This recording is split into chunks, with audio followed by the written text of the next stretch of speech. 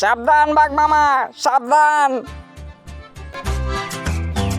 এই ডিম খেলেই সর্বনাশ হবে। কেন, কি সর্বনাশ হবে?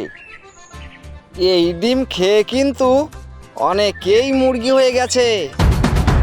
তুই কি আমাকে বোকা পেয়েছিস? ঠিক আছে বাঘ মামা, খাও তবে। ঠিক আছে ঠিক আছে, যা তো, বেশি বিরক্ত করিস না। শেয়াল মন খারাপ করে সেখান থেকে চলে যায়।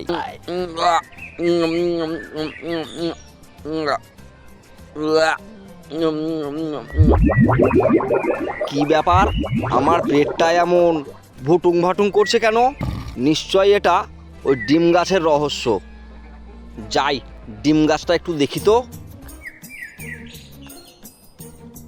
এই গাছে ডিম ধরে, তাহলে মুরগি কোথায়? মুরগি নেই, কিন্তু তুমিই তো মুরগি হয়ে যাচ্ছ।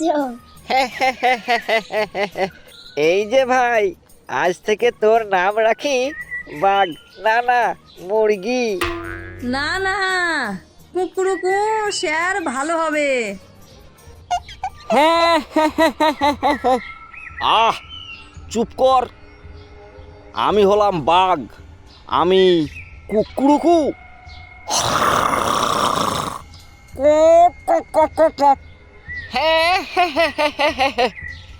আমার দাদির কাশি এর থেকেও ভয়ঙ্কর।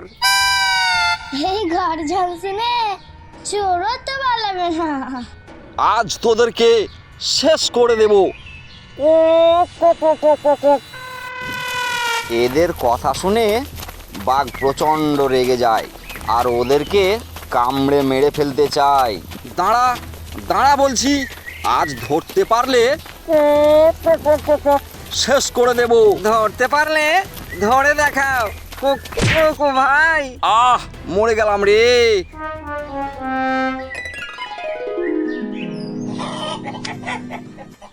বাঘ থেকে সরাসরি ব্রেকফাস্ট। হে হে, কি আমি তো সত্যি সত্যি মুরগি হয়ে গেলাম। হে মুরগি, এখন তোকে খাবো।